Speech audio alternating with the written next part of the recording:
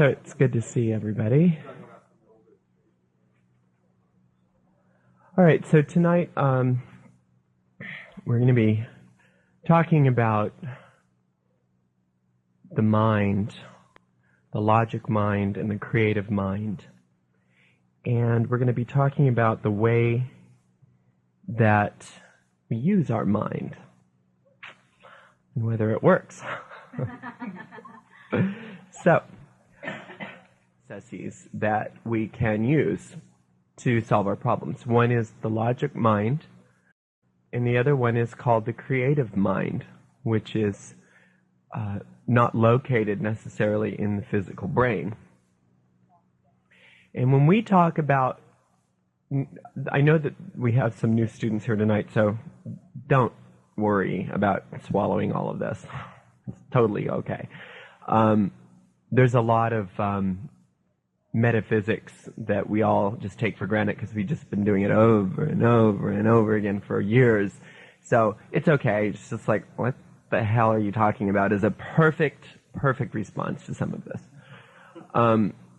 Anyway, in our metaphysics, we teach that there is a mental world, and that is the true world, and that's where everything happens. That's where all creativity exists, is in the mental world, and that the mortal world is a result of the mental world, and that we live in the mortal world, and the mortal world is eternal and not subject to death. I'm sorry, the mental world is eternal and not subject to death. The mortal world, however, is not a real world, and it doesn't really exist. Therefore, it is temporal or temporary or subject to death, because it's not here for any other purpose than to show us what we're thinking. Okay?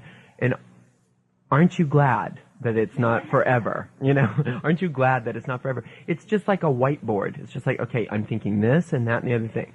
Okay, let's erase it and we'll start something else, right? Or if you're painting a picture, wouldn't it be a bummer to have to work on the same picture for eternity? For eternity, and never get a new canvas to try something else with. The same thing is true with the mortal world. The mortal world is not a something it's not a prison that you are bound to. So there are several ways that you can go about solving a problem. You can go about solving the problem with your rational, logical mind, or you can go about solving your problem creatively. Okay? But the difference between the two methods is just a matter of time, and it's a matter of satisfaction. Because if you are faced with a particular problem and you decide that you are going to logically see it through to its completion and effort your way through the problem and fix it in a mortal way, you will fix it and you will be satisfied.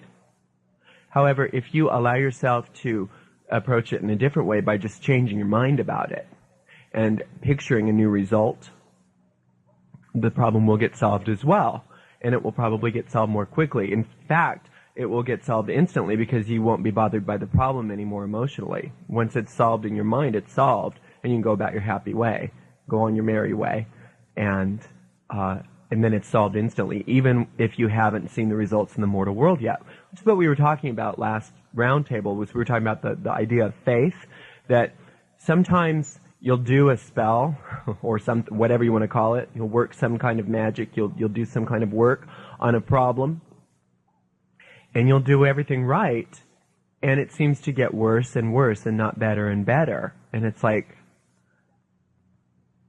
that's when you need faith, because it's always darkest before the dawn. It's always darkest before the dawn. And the reason why that is usually not because magic is abusing you. Like, let's see how far we can push them. We're going to see how much torture we can give them before we give them the prize. It's not that at all.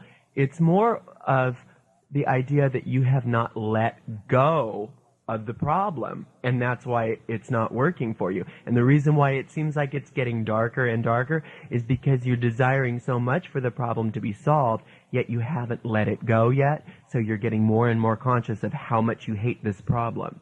Does that make sense? Okay.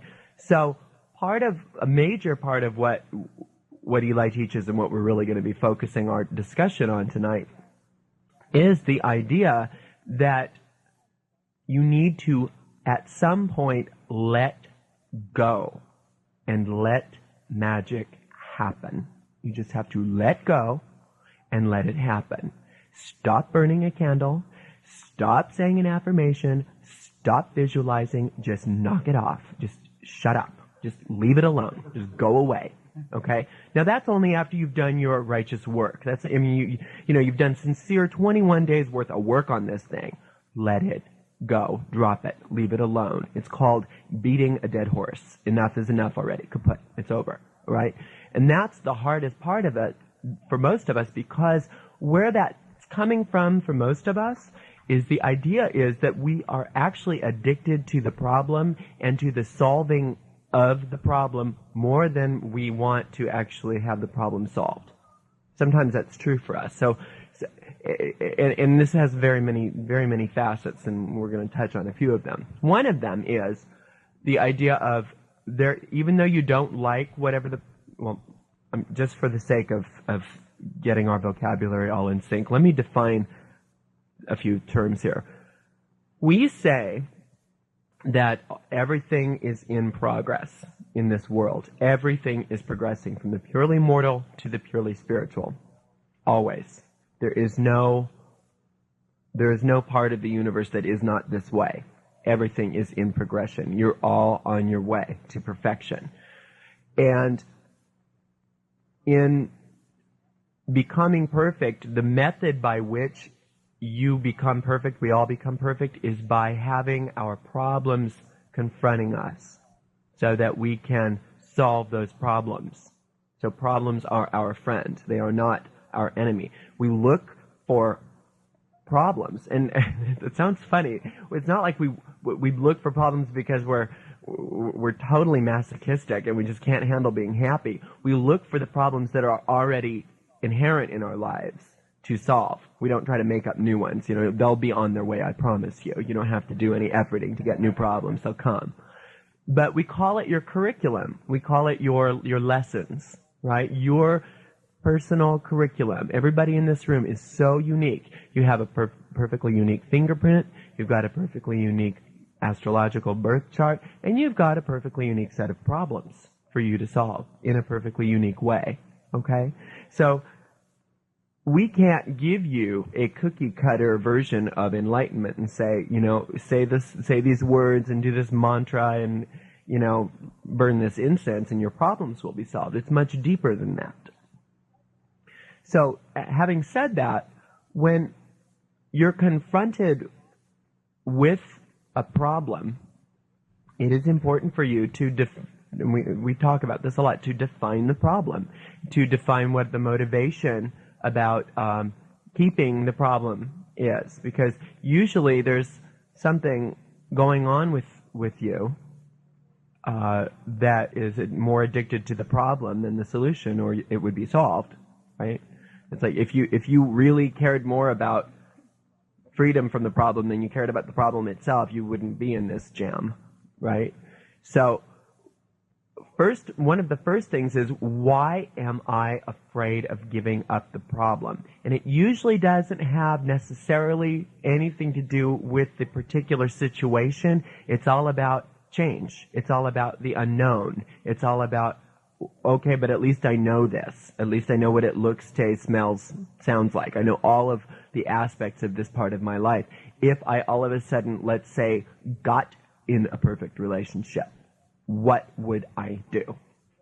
And our forebrain, our logical mind goes, we'd love it. We would really love it. That's what we really think we want. But deep down inside, it's like, give me a break. That's the last thing I want it, but it's the last thing I'm ready to deal with right now. So it's more comfortable for me to be mildly miserable, because I don't have to really tell the truth about the fact that I want to be in a relationship, and I don't have to tell the truth about the fact that I'm scared, less, to be in the relationship. Okay? So that's a lot of the reasons why our problems aren't solved, because we would rather be in the process than actually home. right? So we get stuck doing love spells for the rest of our lives, or money spells for the rest of our life, or whatever your thing is, and it's like somebody finally needs to come to the realization that enough is enough already. And that's what we mean by saying, let magic happen. Yeah, you define the problem and you define the root of the problem. You go underneath it. You get all of the, okay, what am I? And these are the questions that I ask myself, just sharing with you to find out some of this stuff. What is the problem? What is it? Who is it? Who's involved with it? Where is this happening? What area of my life? Why am I doing this to myself? When does this seem to happen most often? What are my cycles? What are my patterns? How do I always get myself into trouble with this? Okay, who, what, where, why, when, how? Those are 6 questions that you need to ask yourself to define the problem. Okay? And then after you've really defined it, you don't want to spend all your life doing that, because then you just may as well spend all of your money on a therapist and do that for the rest of your life. And again, there's nothing wrong with therapy, and we all need plenty of it in this room. Okay, I mean, let's be honest. I mean, we are in 3-dimensional reality. None of us are perfect yet. But at the same time, some of what people think of as therapy is all about sitting around talking about your problems all the time and never moving beyond them. And that's what I mean. Okay, so after you've defined it and you've spent enough time, but not too much time on that, then it's, well, what would I rather have? You can't get something for nothing. You can't just have the problem go into a void. You need to change it. You need to transform it. And that's what we were talking about, I don't know when, one of these times, when we were talking about magic as alchemy rather than magic as a Band-Aid.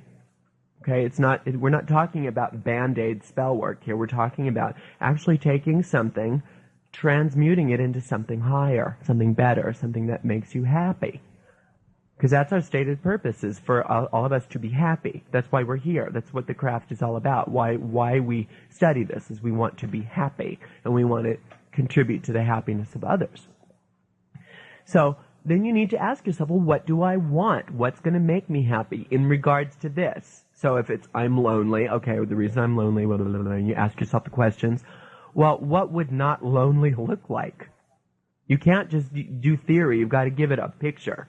What does it look like? Exactly. Let's paint it. I mean, I want, at least 5 pages of descriptive material here of a day in the life of not lonely, okay? Or, prosperous or whatever, because, it's just like, I want my perfect mate. That's not enough. I mean, what does that mean to you? I want to be prosperous. And so, what do you think? God's just going to do it for you? It's just like, bing, prosperous. It says, no, you get to do the work. You get to define that for yourself. Okay? And then you do your spell work, and, we teach you a lot of how to do that here. It's all mental work. You relax, you visualize, you do your thing, you do your whole spiel on it, and then you let it go. You let it go, and that's where you have to have faith. You've just got to have faith. No, I don't see it with my physical eyes, but my physical eyes don't know anything, because my inner eye knows exactly what the truth is for me. And in fact, I'm grateful that it's here. That's the place to move into when you're trying to let magic happen, is go right into gratitude that it's occurred. Okay? Get into that space of gratitude that, yeah, it's here already. It's occurred. And, part of what goes on with that is we get stuck in, and I see this all the time, and I do it too. We all do it, of, well, I saw a red Ferrari, and that doesn't look like a red Ferrari to me, what I'm driving, but that's what was sent. Okay, that's what was sent. So maybe your particular consciousness isn't ready for red Ferrari, or isn't ready for someone that looks like Brad Pitt, or isn't ready for the $5 million, right? Maybe it's called steps. Maybe it's called, working in steps. And that's what we're teaching here. Hi, come on in. What we're teaching here is slowly is holy. There is no rush. There is no rush to perfection. And it sounds like a dichotomy. It sounds like you can come on in. Don't worry about interrupting. We promise we don't mind. Because there's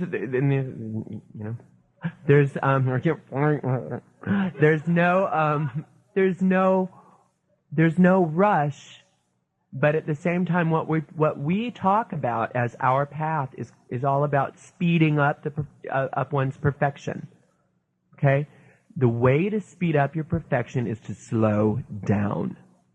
The way to speed up your perfection is to slow down. More activity is not gonna get you anything. Slow down, right? It's all about learning where our strengths are and reinforcing those, and learning where our weaknesses are and getting down to the core of it. And the only way that you can get down to the core of your inner weaknesses is by slowing down, relaxing, meditating, and becoming one with yourself. And we don't like ourselves very much. So we don't want to spend time alone in meditation with ourselves. Okay? But you cannot expect to find a lover who wants to spend time with you if you don't want to spend time with you. And you can't find somebody that is willing to give you money if you're not willing to prosper yourself. And you can't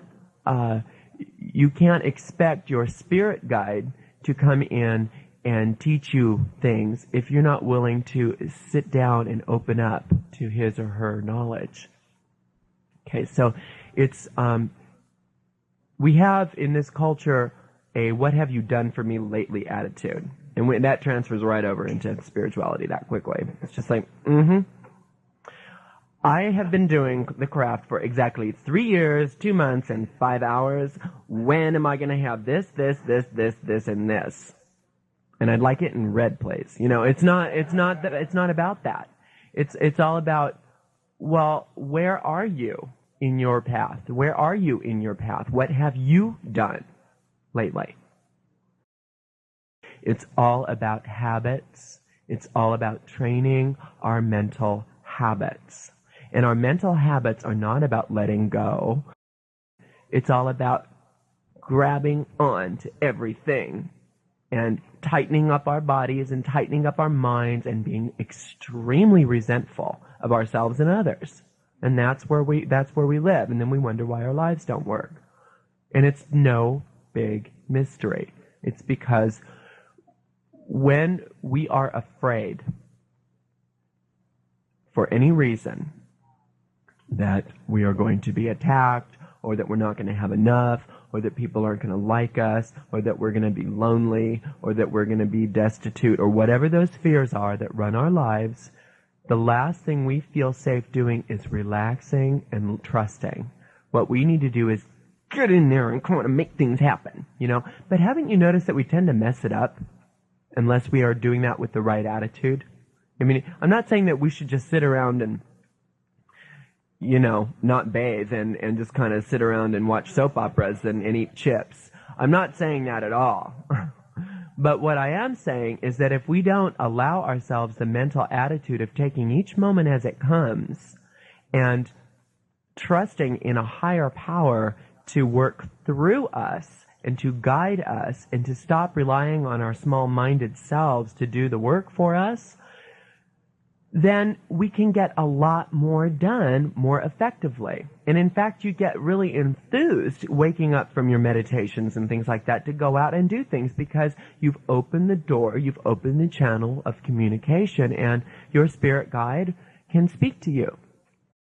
Let your little forebrain guide you into spiritual enlightenment. Let your little small-minded self, your logical, analytical mind, do that, because what he says is that your analytical mind is an adding machine. It's an adding. It's not even a calculator. It's an adding machine. It takes up all of your experiences and puts two and two together for you. It's a mind. It's a machine, and most of us think that that's who we are.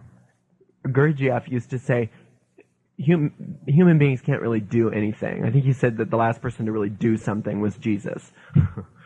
Because we don't have one original idea. We are all robots. Werner Erhard was real into that too, and that's Zen, and there's every major spiritual path talks about that you are nothing but a robot. You're in a reaction machine. You have not one original thought in your mind, and all you do is react to stimuli, either mental stimuli that's just some worry about the future or some regret about the past, or some physical stimuli that you have no power in this world. But that you could, but you're just too lazy. You could, and in fact you should, but you're just too lazy. And I'm not talking to you. I'm saying that this is what these people teach, right? There's no mystery there. There's not much to figure out. Stop being so lazy. Stop obsessing about the past and regretting the past and obsessing and worrying about the future, and try to be in the present moment. Freaks us out. Totally freaks us out. I mean, really, how many times have you sat down in meditation and you're like, okay, it's going to be a 30-minute meditation today, and maybe 1 minute was real deep meditation. The rest of it was all about, come on, come back. Hello, come back. And that 1 minute was everything. I mean, that's all it took. You didn't need any more than that. But most of the meditation was all about get back into here and now, relax your body again, whatever. Because the only reason your body tenses up is not because you like it. It's not, sometimes it's just like your life doesn't have problems because you just got up one morning and decided to be stupid, okay? It's because you fell asleep. It's because you went unconscious and you went into autopilot and you forgot to land the plane, And have you ever been in this horrible dream that just went on forever and forever and forever? And if you had just remembered to wake up, you wouldn't have had to go through those 8 hours, what it seemed like 8 hours, which was probably only a minute, of torture. But you just got trapped in this dream. Well, that's where we are. We're trapped in this dream of the forebrain trying to run our lives for us. Just use your creative mind instead. Just use your creative mind instead. And the only way to do that is, like I was saying before, it's not like you just got up one morning and said, I'm going to be stupid today.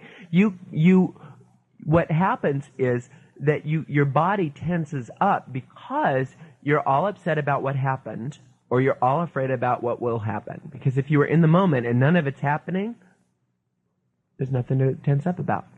In the moment, nothing's happening. And even if something is happening, even if something horrible is happening, have you ever noticed that there's little spaces between the pain and little spaces between the trauma, whatever? If you really get into the present moment, really, really get into here and now, it's still not happening. This table is not a table. It is a bunch of waves, a bunch of subatomic particles vibrating in this particular pattern so that we'll all agree that it's a table. Okay, there is no physical universe. But you know what? There are no real events. The mortal world is a joke. It doesn't exist. And that was a joke.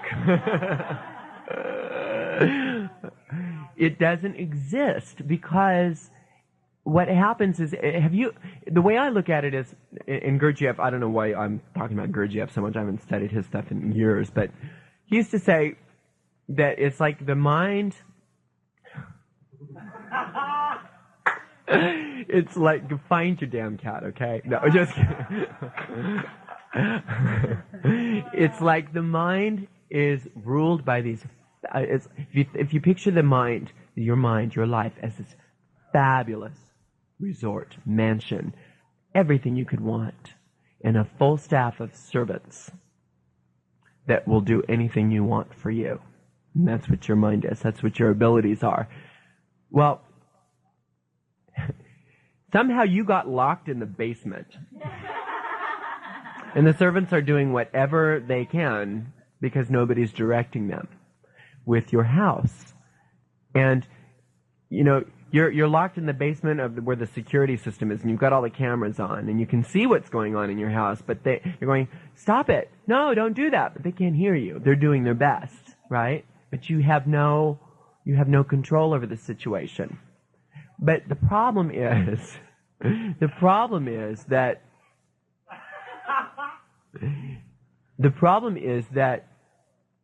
the key to unlocking the door is not about, it's not about, with this particular, in our minds, the harder you pound and the harder you try to press through, the more you reinforce the prison. Okay? It's all about when you relax, then you realize that veil is really not a brick wall. It's just a veil that you can pass through more easily. This is the thing that keeps us separate from ourselves and separate from, it's being locked in the basement, keeps us separate from each other, keeps us locked in this illusion. This mental shield is held in place by tension. And the problem with the mental shield is the more you effort and the more you reinforce it, the more your mind stays in and the more your teacher's mind stays out. So even if you have the most fabulous of visions and you're doing all these wonderful spells and you're doing all this great stuff, if you're not relaxing and getting into a new mental habit called live and let live, right, then you're actually prohibiting your mental pictures to get out of your self-imposed prison. So again, it's not all about like, yeah, you can do whatever you want to me because I've got this new attitude. It's not about that. It's all about what is it in my mind that is giving you permission to do this to me, right? And why am I allowing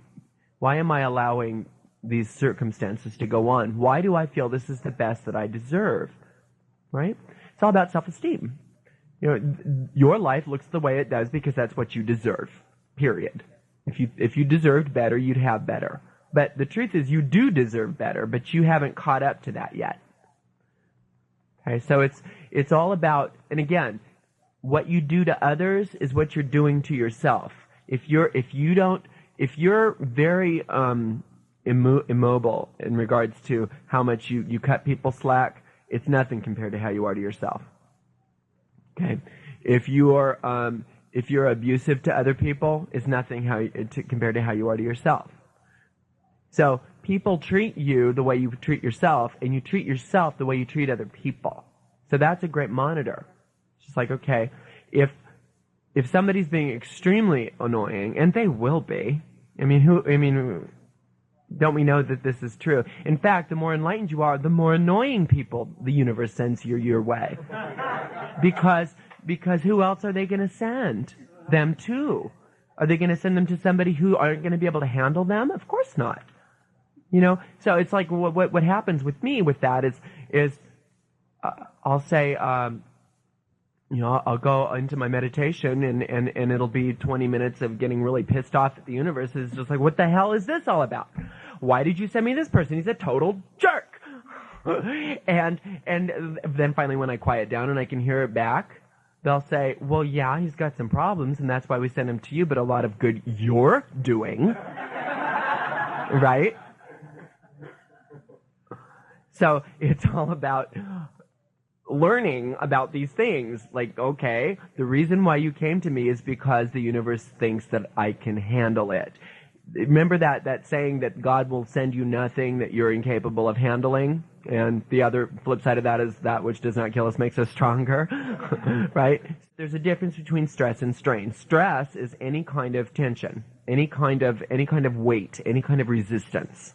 And if you want to grow a muscle, you have to put some resistance and you have to work it out. If you want to grow, if you want your mind to grow more, then you have to put a little bit of stress, a little bit of resistance on it so that it will grow and it will get stronger.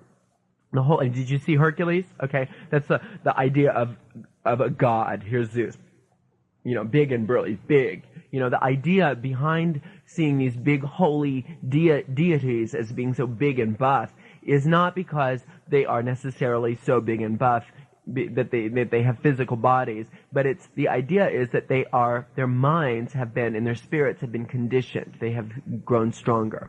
Okay, a strain is when you put too much weight on a muscle or on your mind, or you apply that that weight too suddenly. And then it snaps. Or it gets injured. You can injure your mind just as much as, don't we know that? In fact, you can injure your mind a lot more, and the wounds are a lot more difficult to heal than a physical injury, in fact. So, the reason why all the weirdos come to you is because, or the negative situations come to you, present company accepted, of course. No, but what I'm saying is the reason why sometimes more challenging situations appear to you as you get better is because you need to master all of it before you can get into your next assignment. You have to become a master of all 12 zodiacal signs. You have to overcome all of their weaknesses, and you have to integrate all their strengths. Well, the only way to do that is by meeting a lot of different people. And like the one screaming in the street right now, she's a challenge for all of us, right? So, but, yeah. So it's probably an Aries. Let's be honest, So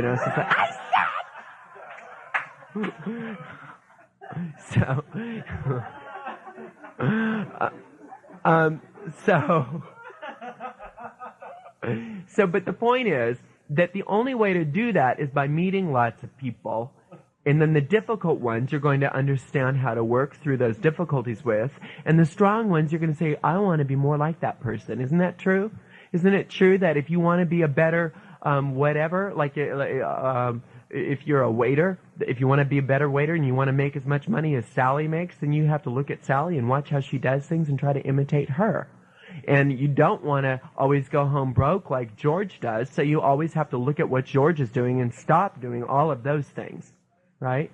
And the same thing is true with anything. You want to be a better piano player? Well, you go look at the people that play piano and you watch their technique and you try to emulate that when you practice.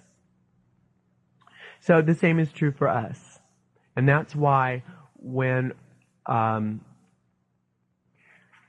you're working on your problems and you're working on your magic, that it's not any big epic drama. Our whole goal is to take the drama out of our lives.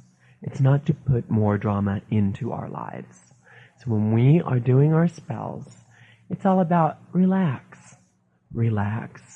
And if you're getting all uptight about the thing that you're working magic on, isn't that counterproductive? It is.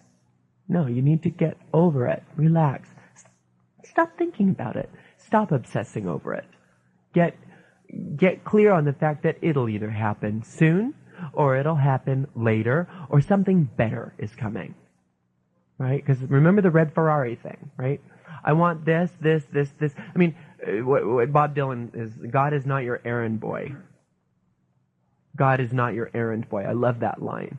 God, I'd like $5 million on March 7th, 1997, and I want a lover that looks like this, and could you hurry? That's not it. God doesn't do that. God doesn't have anything to do with that. God is the energy that is added to your thoughts, right? So if you want those things, start slowly. Work your way into that. Build up the momentum to that.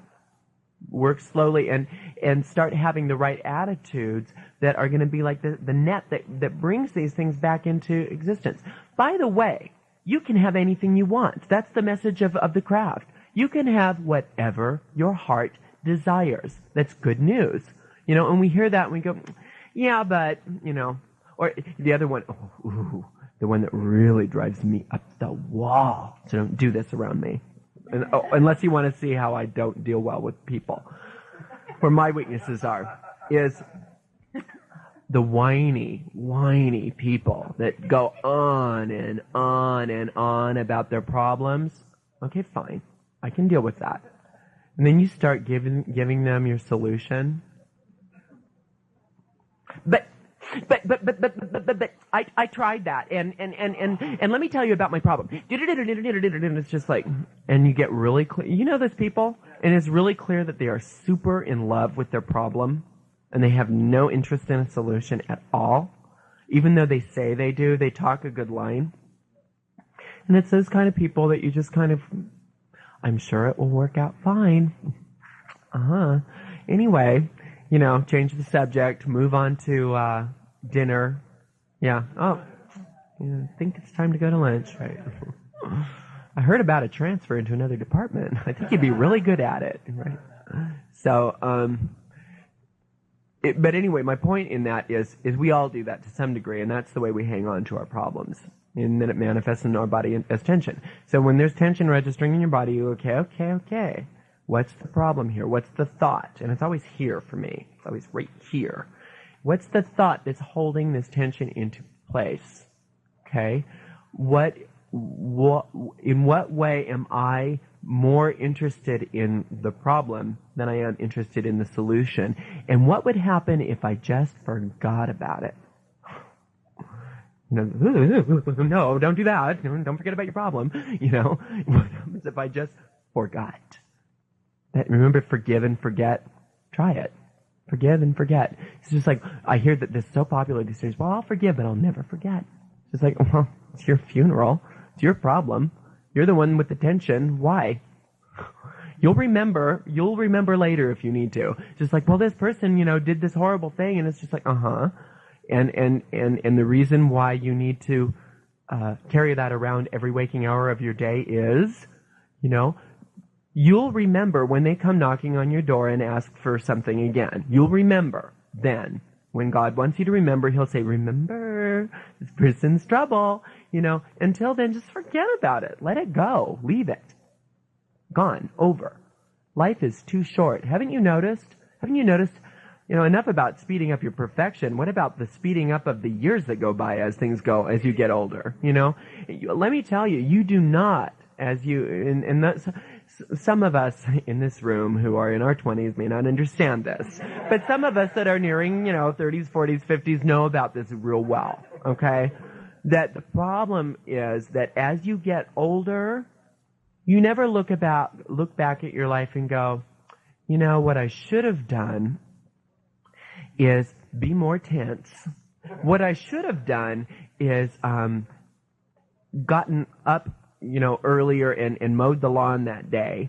You always and you never are regretting the things that you didn't do that you did as much as the things, in my personal experiences, the things that you never did, the things that you never got around to doing. The reason why we don't get around to doing them is because there's not enough time. We have too much to do worrying, and we have too much to do blaming people, and we have too much to do resenting people, and we spend all of our time obsessing over our problems.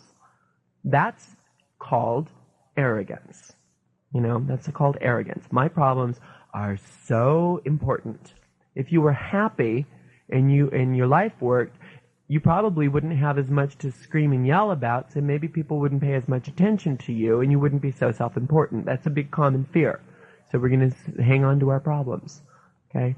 It's all about getting less ego. It's all about really letting magic happen. You got a problem? Great. Do a spell. Let's see what happens. How would you rather have that be? Let's define the problem. Where are we holding on to that problem? What would we rather have instead of that problem? Let's do spell work on that problem and then let it go. Leave it alone. Enough is enough. Does that make sense? By the way, this is not easy to do. It's like telling an alcoholic, just stop drinking. Just like telling a heroin addict, just stop using. That's why we are together. It's like in the mental world, there is no such thing as AIDS. In the mental world, there is no such thing as poverty. None of that. It's a concept in the mental world, but it's not, we're not powerless over it. In the mental world, it's just a thought away. Okay? But in the mortal world, there is a very clear thing called AIDS. There's a real clear thing called poverty, homelessness, all of that stuff. By ourselves, one-on-one, it's really difficult to get into looking straight at a disease like that and saying, you have no power over me. You don't exist for me. That's why we join together. That's why we have communities. That's why we have people. That's why we, That's the positive reason why you have this spiritual community, is because why else would you want to go through some of the stuff that we have to go through to, you know what family life is all about. It's just like, I hate her, I don't like him. There's a lot of that stuff that's inevitable, that always goes on. Why go through all that and get into deeper and deeper and deeper relationships when it might be easier to just go sit on a mountaintop and be alone? Because alone, we're very powerless. But together, with brothers and sisters, there is real love that exists. You do get to see, well, yeah, my problems are pretty bad, but look at theirs, and they're not belly aching about it. In fact, I wouldn't have known about their problem if I hadn't noticed it myself. But they're not complaining about it. Why am I complaining about not getting that 30-cent raise when they're dealing with homelessness or whatever it is? It's all about your attitude. It's really all about how you view it.